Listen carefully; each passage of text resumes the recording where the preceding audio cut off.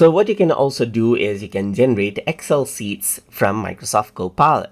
So what you can tell Microsoft Copilot to do in order to generate Excel sheets is say write a Visual Basic or VB code that I can run as a module. So you need to go around and type in this. So write a Visual Basic code that I can run as a module in Microsoft Excel right here for the content. And I'm going to go around and say with three columns write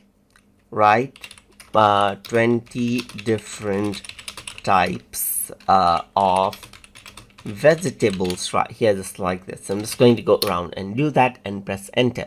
So once I do that, what happens is that it'll write out a Visual Basic code for that exactly. So you can see that it says certainly below is a simple Visual Basic for application VBA code that you can use as a module in Microsoft Excel. And you can see that this is what you have right here. So now you can see that this is what you have. It is defining the cells and so forth. And then it is even giving you the steps on how you can actually insert out the module. So I'm going to go around and copy this out right here, just like this. And then I'm going to go to Microsoft Excel. So over here, you need to have the developer mode turned on. So if you don't have the developer mode turned on, you need to go around and right click. And then you need to go around, customize the ribbon, and then choose developer right here and press OK. And then you'll get this mode right here.